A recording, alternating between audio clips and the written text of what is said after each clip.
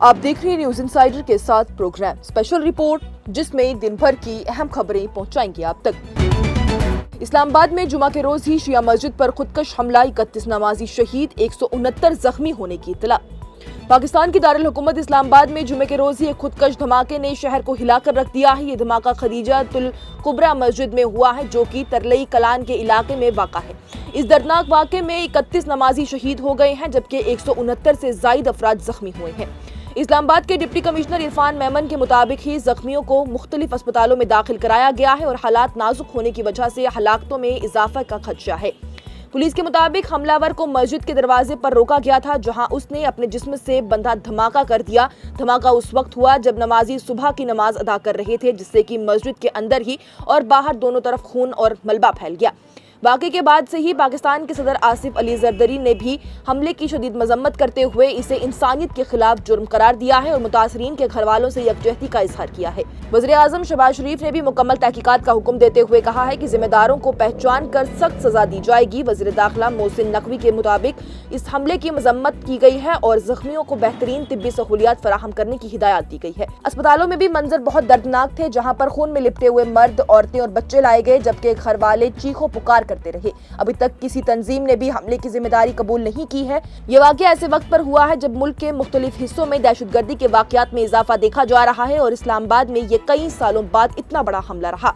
Police और इदारे तहकीकात में मसरूफ हैं और शहर में सिक्योरिटी भी सख्त कर दी गई है।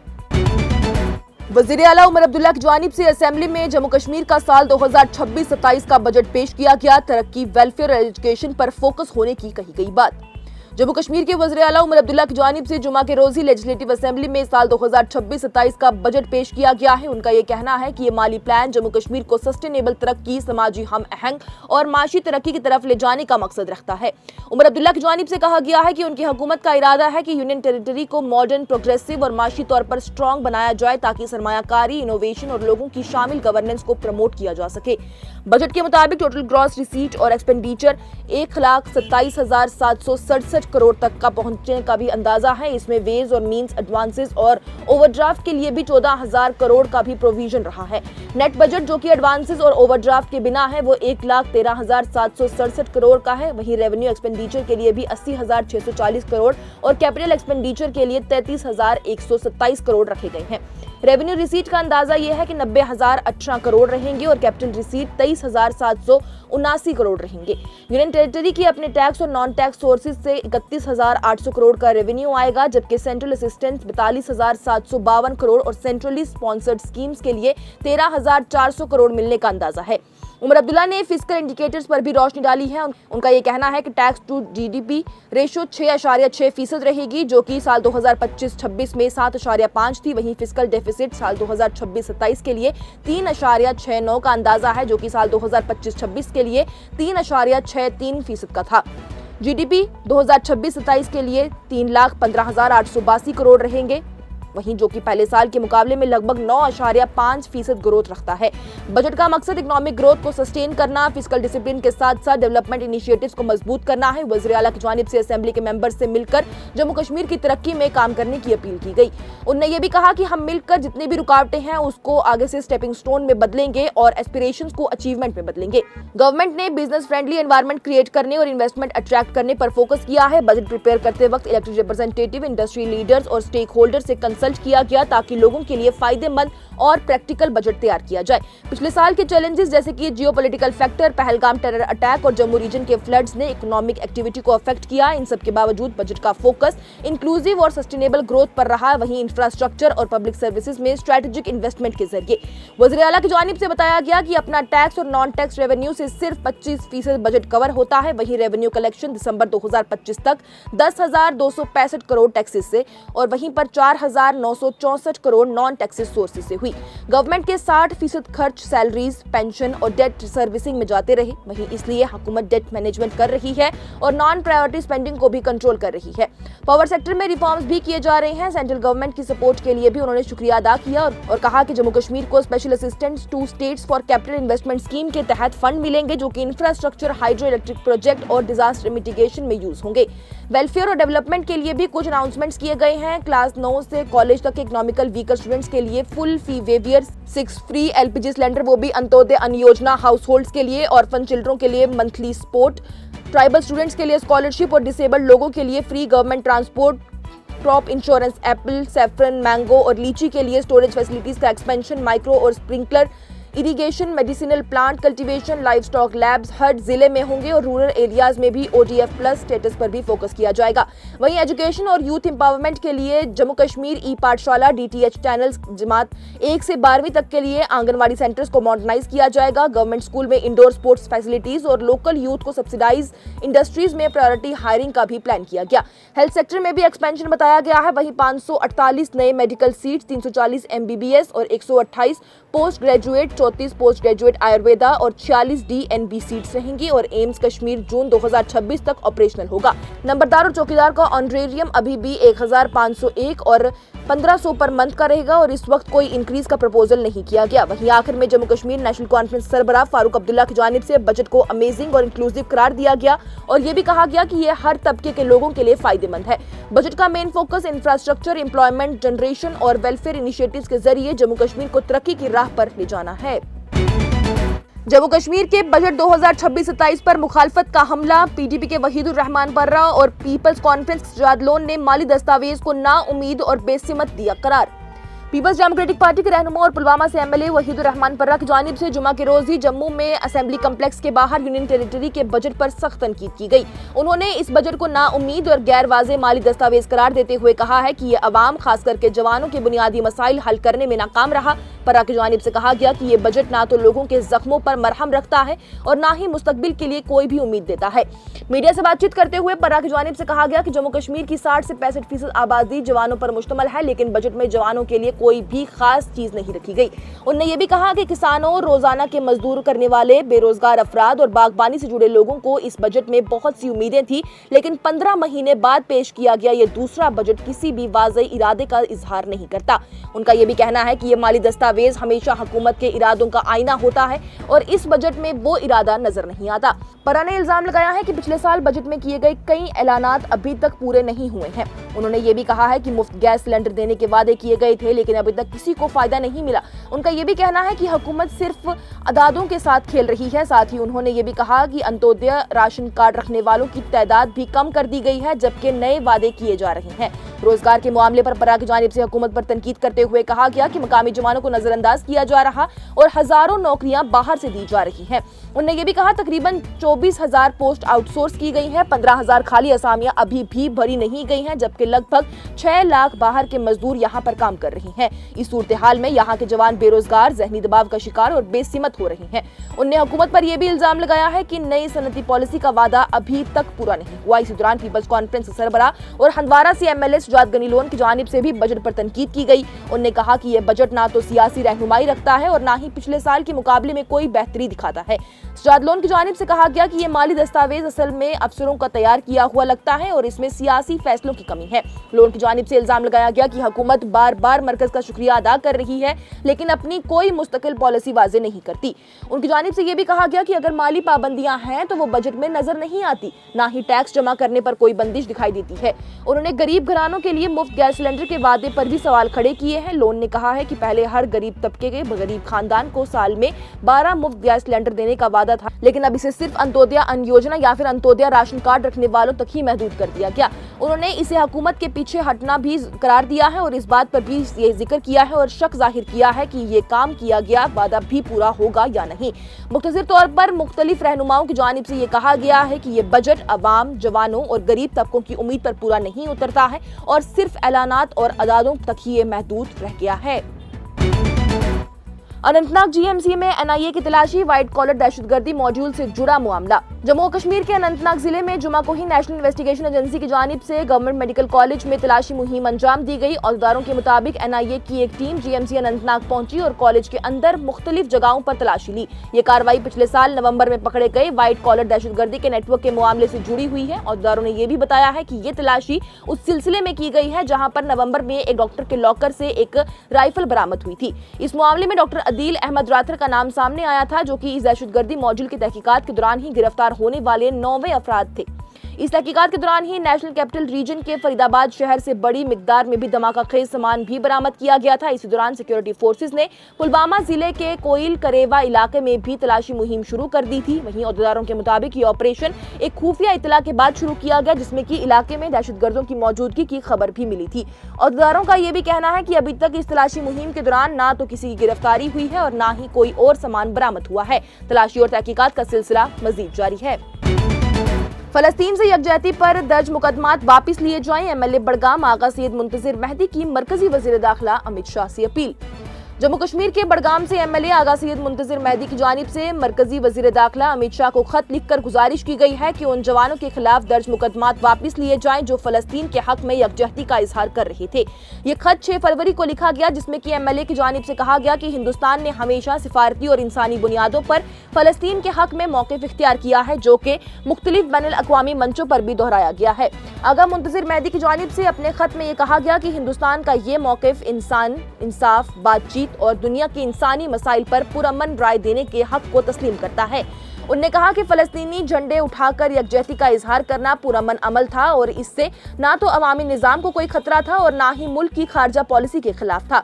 लेजिस्लेटिव असेंबली के बाहर मीडिया से बातचीत करते हुए एमएलए की जानिब से ये भी कहा गया कि ये बात हैरानी वाली है कि जब हिंदुस्तान खुद बैनुल अक़वामी सतह पर फलस्तीन के हक में आवाज बुलंद करता है तो फिर कश्मीरी नौजवानों के खिलाफ इस तरह के मुकदमात दर्ज करना गलत है और ये मुतजाद रवैया भी है। उन्होंने मरकजी वज़ीर दाखिला अमित शाह से अपील की है कि इस सिलसिले में फौरी हिदायत जारी की जाए और मुकदमात वापस लिए जाएं। उन्होंने ये भी कहा कि वो ये मसला लेफ्टिनेंट गवर्नर के पास भी उठाएंगे। आगा मुंतजिर मेहदी की जानिब से तनबीह की गई है कि जवानों के खिलाफ इस किस्म की कानूनी कार्रवाई से उनमें मायूसी पैदा हो सकती है और ये दस्तूर के तहत भी दिए गए बुनियादी हकूक को कमजोर करता है। उन्होंने ये भी कहा कि जवानों के साथ एतमाद कायम करना बहुत जरूरी है, वरना ऐसे कदम नाइंसाफी और बेएतमादी का एहसास पैदा करते हैं। मीडिया से गुफ्तगू करते हुए एमएलए की जानिब से अवामी भलाई के मसाइल पर भी बात की गई। खासतौर पर बजट से पहले रोजमर्रा के मसाइल को हल करने की जरूरत पर जोर दिया गया। उन्होंने बिजली से मुतल्लिक मुश्किलात का जिक्र करते हुए ये भी कहा है कि गरीब घरानों खास करके बीपीएल और एएवाई खानदानों को राहत मिलनी चाहिए। साथ ही उन्होंने ये भी कहा कि माजूर अफराद के मसाइल पर भी तवज्जो दी जाए ताकि उनकी इज्जत और बराबरी यकीनी बनाई जा सके।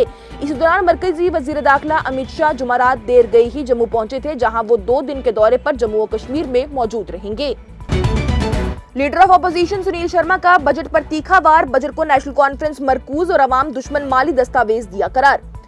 बीजेपी के सीनियर रहनुमा और लेजिस्लेटिव असेंबली में leader of opposition Sunil Sharma की जानिब से जुमा को ही जम्मू और कश्मीर के यूनियन टेरिटरी बजट पर सख्त तनकीद की गई। प्रेस कॉन्फ्रेंस से खिताब करते हुए उन्होंने बजट को नेशनल कॉन्फ्रेंस मरकूज करार दिया और इल्जाम लगाया कि यह माली दस्तावेज आम लोगों के मसाइल को पूरी तरह नजरअंदाज करता है। उन्होंने कहा कि इस बजट में रोजाना मजदूरी करने वालों, बेरोजगार जवानों, बीपीएल और ईडब्ल्यूएस घरानों के लिए कुछ भी खास नहीं। सुनील शर्मा ने दावा किया कि मरकज की तरफ से मिलने वाली रकम को नेशनल कॉन्फ्रेंस के एमएलएज के हलकों की तरफ से मोड़ दिया गया। उन्होंने ये भी कहा कि ये बजट असल में नेशनल कॉन्फ्रेंस के एमएलएज के लिए तैयार किया गया है और आम आवाम को इससे कोई फायदा नहीं मिल रहा। रोजाना मजदूरों के मामले पर बात करते हुए सुनील शर्मा ने हुकूमत पर वादा खिलाफी का इल्जाम लगाया। उन्होंने कहा कि रोजाना मजदूरों को 1 साल से ज्यादा अरसे से झूठी तसल्ली दी जा रही है, लेकिन उनके मुस्तकिल नौकरियों के लिए कोई वाज़ेह और वक्तबंद पॉलिसी सामने नहीं आई। उनका यह भी कहना है कि फेज्ड मैनर जैसे अल्फाज सिर्फ लोगों को गुमराह करने के लिए इस्तेमाल किए जा रहे हैं। बेरोजगारी पर तनकीद करते हुए उन्होंने कहा कि बजट में नौकरियों का मसला बिल्कुल नजरअंदाज किया गया, जबकि पहले वादा किया गया था कि 180 दिन के अंदर खाली असामियां भरी जाएंगी। सुनील शर्मा ने तकरीबन 24,000 नौकरियों को आउटसोर्स करने पर भी सवाल खड़े किए और कहा कि इस तरह मेरिट और शफाफ भर्ती का निजाम खत्म हो जाता है। उन्होंने ये भी कहा कि ना कोई लिखी हुई परीक्षा होती है, ना ही कोई इंटरव्यू होता है और ना ही वाज़ेह एप्लीकेशन का प्रोसेस, जिससे कि मेहनती और काबिल जवानों के साथ नाइंसाफी होती है। सुनील शर्मा ने इल्जाम लगाया कि हाल ही में हुई कुछ भर्तियों में सिफारिश और अपने लोगों को फायदा दिया गया। उन्होंने ये भी कहा कि बजट में कैपिटल खर्च का कोई वाज़ेह रोड मैप भी नजर नहीं आता। इस बजट को अवाम दुश्मन करार देते हुए उन्होंने अंत्योदय राशन वालों के साथ किए गए वादों पर भी नाराजगी का इजहार किया। उन्होंने ये भी कहा कि पिछले साल 200 यूनिट मुफ्त बिजली और मुफ्त गैस सिलेंडर का वादा किया गया था, लेकिन अभी तक लोगों को फायदा नहीं मिला है। अब सिर्फ 6 गैस सिलेंडर की बात की जा रही है, लेकिन उस पर भी वाज़ेह सूरत हाल नहीं है। सुनील शर्मा ने इसे अवाम के साथ धोखा करार दिया। आखिर में उनकी जानिब से ये भी कहा गया कि जम्मू कश्मीर के लोगों को इस बजट से बहुत मायूसी हुई है और ये माली दस्तावेज हुकूमत का असल चेहरा सामने लाता है। पीडीपी सरबराह महबूबा मुफ्ती का रेल फ्रूट कॉरिडोर का मुतालबा, ज़राई ज़मीन बचाने पर दिया गया जोर। पीपल्स डेमोक्रेटिक पार्टी के सदर महबूबा मुफ्ती की जानिब से जुमा को कश्मीर से मुल्क के दूसरे हिस्सों तक बागबानी की पैदावार को आसानी से पहुंचाने के लिए रेल के जरिए एक खास फूड कॉरिडोर कायम करने का भी मुतालबा किया गया। उन्होंने मरकजी रेलवे वजीर अश्विनी वैष्णव को खत लिखकर कश्मीर से मुल्क के मुख्तलिफ इलाकों तक फलों की रवानगी के लिए एक अलग रेल लाइन बनाने की दरख्वास्त की। महबूबा मुफ्ती ने अपने खत में रेलवे वजीर का शुक्रिया अदा किया कि बागबानों और ज़राई जमीन से गुजरने वाले रेल प्रोजेक्ट को फिलहाल रोक दिया जाए। उन्होंने ये भी कहा कि किसान रेल कनेक्टिविटी के खिलाफ नहीं है, बल्कि उन्हें एक भरोसेमंद रेल निजाम की सख्त जरूरत है, खास करके इसलिए कि नेशनल हाईवे अक्सर बंद रहता है और सफर में रुकावटें पैदा होती हैं। उन्होंने जोर दिया है कि तरक्की और माहौल की हिफाजत के दरमियान तवाजुन जरूरी है। महबूबा मुफ्ती ने यह भी कहा कि रेल प्रोजेक्ट को ऐसी जमीन पर बनाना चाहिए जो कि बंजर हो या फिर काश्त के काबिल ना हो, ताकि कीमती ज़राई जमीन और बागों को नुकसान ना पहुंचे। उन्होंने रेल प्रोजेक्ट के नए सिरे से जायजा लेने और उनकी अलाइनमेंट को नाकश्त जमीन की तरफ बदलने पर भी जोर दिया। पीडीपी सदर की जानिब से जम्मू से चिनाब वादी और पीर पंजाल इलाकों तक रेल लाइन कायम करने का मुतालबा किया गया है। उन्होंने ये भी कहा है कि ये वसाइल से भरपूर और अहम इलाके अरसे से सथल सड़क राब्ते भरोसेमंद ना होने की वजह से तरक्की से महरूम रही हैं, जिससे कि उनकी माशी और समाजी ग्रोथ बुरी तरह से मुतासिर हुई। महबूबा मुफ्ती की जानिब से कश्मीर वादी में 3 रेल प्रोजेक्ट को मुअत्तल करने पर भी मरकजी हुकूमत का दिल से शुक्रिया अदा किया। उनका ये भी कहना है कि इस फैसले से लाखों ज़राई घरानों को बड़ी राहत मिली है, जिनकी रोजगार और जिंदगी का दारोमदार खेती पर था। उन्होंने ये भी कहा कश्मीर बाकी हिंदुस्तान की तरह अपने गाँव में बसता है, जहां पर ज्यादातर किसान छोटी जमीन रखते हैं और उनके पास आमदन का कोई और जरिया नहीं है। उनका ये भी कहना है कि तालीमी जमानों में बेरोजगारी की वजह से पूरे घराने सिर्फ ज़राअत पर मुनहशर हो गए हैं। उन्होंने कहा कि आजकल किसान महंगी और हाई डेंसिटी खेती की तरफ जा रहे हैं, जिसमें उनका पैसा लगा होता है। ऐसे में रेल प्रोजेक्ट सिर्फ मुअत्तल होने की वजह से किसानों में खौफ और बेचैनी पाई जा रही है कि कहीं उनकी मेहनत और सरमाया जाया ना हो जाए। लोकसभा में बड़का हंगामा, दोनों हाउसेस को किया गया मुअत्तल। बजट सेशन में 19 घंटे से ज्यादा का वक्त जाया। लगातार हंगामा और नारेबाजी के बाद भी लोकसभा को जुमा के लिए मुअत्तल कर दिया गया। स्पीकर ओम बिरला की जानिब से अपोजिशन के अराकीन को सख्त तनबीह करते हुए कहा गया कि बजट सेशन के दौरान अब तक हाउस का 19 घंटे 13 मिनट जाया हो चुके हैं। उनने ये भी नारे लगाने और प्ले कार्ड्स दिखाने पर नाराजगी का इजहार किया और कहा कि इस रवैये से पार्लियामेंट का काम मुतासिर हो रहा है। लोकसभा अब पीर के रोज ही 9 फरवरी 2026 को सुबह 11 बजे दोबारा बैठक करेगी। बजट सेशन का पहला मरहला 13 फरवरी को खत्म होगा, जिसके बाद से पार्लियामेंट 9 मार्च तक के लिए वक्फा लेगा। इसी दौरान से अपर हाउस यानी राज्यसभा में क्वेश्चन आवर के दौरान ही लीडर ऑफ अपोजिशन मल्लिकार्जुन खड़गे और मरकजी रेलवे वजीर अश्विनी वैष्णव के दरमियान नोक-झोंक देखने को मिली। ये गुफ्तगू minister of state Ravneet Singh Bittu पर हुई, जो कि साल 2024 के लोकसभा इंतखाबात से पहले कांग्रेस छोड़कर बीजेपी में शामिल हो गई। इससे पहले पार्लियामेंट कम्प्लेक्स में एक सख्त बहस के दौरान leader of opposition Rahul Gandhi ने रवनीत सिंह बिट्टू को गद्दार कहा था, जिसके बाद से ये मामला काफी तनाज़े का शिकार हो गया। दोनों ही हाउसेस को पीर की सुबह 11 बजे तक के लिए मुअत्तल कर दिया गया। पार्लियामेंट सेशन के दौरान अपोजिशन के अराकीन ने इसे जुम्मा को पार्लियामेंट के बाहर एहतजाज किया था। वहीं इस एहतजाज में एक पोस्टर दिखाया गया जिसमें वज़ीर आज़म नरेंद्र मोदी और अमेरिका के सदर डोनाल्ड ट्रंप की कार्टून जैसी तस्वीरें थी और साथ ही ट्रैप डील लिखा हुआ था। और जलंधर में आम आदमी पार्टी के लीडर लकी ओब्रॉय का दिन दहाड़े गुरुद्वारे के बाहर गोलियां मारकर कर दिया गया कत्ल। पंजाब में कानून और अमन पर खड़े हो रहे सवालात। पंजाब के शहर जलंधर में आम आदमी पार्टी के रहनुमा लकी ओब्रॉय को जुम्मा की सुबह ही गोली मारकर कत्ल कर दिया गया है। पुलिस के मुताबिक ये वाकया मॉडल टाउन के एक गुरुद्वारे के बाहर सुबह तकरीबन 7:30 पर पेश आया है। 43 साल के लकी ओब्रॉय जब गुरुद्वारे से निकलकर अपनी गाड़ी में बैठ रहे थे, उसी वक्त एक नामालूम हमलावर ने उन पर फायरिंग कर दी। सीसीटीवी फुटेज में देखा गया है कि एक शख्स जो कि काली हुडी पहने हुए था पैदल आया और बिना किसी वार्निंग के अंधाधुंध फायरिंग शुरू कर दी। फायरिंग के बाद वो शख्स भाग गया, जबकि उसका एक साथी थोड़ी दूर ही स्कूटर पर इंतजार कर रहा था। दोनों हमलावर मौके से फरार हो गए। फायरिंग के दौरान लकी ओब्रॉय की गाड़ी और पास खड़ी एक और गाड़ी के शीशे टूट गए। लकी ओब्रॉय को कई गोलियां लगी, जिसके बाद उन्हें बेहोशी की हालत में फौरन अस्पताल ले जाया गया। एसीपी जलंधर परमिंदर सिंह ने फोन पर बताया है कि हॉस्पिटल पहुंचने के बाद ही डॉक्टर ने उन्हें बचाने की पूरी कोशिश की, लेकिन जख्मों की वजह से उनकी मौत हो गई। हॉस्पिटल के एक डॉक्टर की जानिब से बताया गया कि ओब्रॉय सुबह तकरीबन 8:10 पर हॉस्पिटल लाए गए थे। उनकी हालत बहुत नाजुक थी, ब्लड प्रेशर रिकॉर्ड नहीं हो रहा था और उनका जो सीने की एक गोली थी वो सीना पार कर चुकी थी। वहीं डॉक्टर के मुताबिक 8 से 9 गोलियां उन पर चलाई गई थी। आम आदमी पार्टी के दुआबा के इंचार्ज तरनदीप सिंह सनी की जानिब से फोन पर बताया गया कि लकी ओब्रॉय के घर वालों ने उनकी बीवी, 2 बेटियां और एक बेटा है। जिनकी बीवी ने पिछले साल ही नगर निगम के इंतखाबात भी लड़े थे। उन्होंने ये भी कहा कि लकी ओब्रॉय पार्टी के लिए बहुत मेहनती और एक्टिव लीडर रहे थे। वहीं पर शिरोमणि अकाली दल के सदर सुखबीर सिंह बादल की जानिब से कहा गया कि पंजाब आम आदमी पार्टी हुकूमत के दौर में खून से लाल हो रहा है और जनवरी 2026 में ही कई कत्ल हो चुके हैं। उन्होंने ये भी कहा कि कत्ल कहीं भी हो रहे हैं, चाहे बाजार हो, अदालत हो या इबादतगाह। वहीं शिरोमणि अकाली दल के सीनियर लीडर बिक्रम सिंह सिंह मजीठिया की जानिब से भी और पंजाब कांग्रेस के सदर अमरिंदर सिंह राजा वरिंग की जानिब से भी हुकूमत को निशाना बनाया गया है। उनकी जानिब से कहा गया है कि पंजाब में कानून और निज़ाम बिल्कुल खत्म हो चुका है, जबकि ये भी वार्निंग दी गई है और कहा गया है कि आम आदमी पार्टी ने पंजाब को बिल्कुल जंगल राज की तरफ धकेल दिया है। आज की स्पेशल रिपोर्ट में इतना ही। दीजिए इजाजत। लेटेस्ट अपडेट्स के लिए देखते रहिए न्यूज़ इंसाइडर 24/7।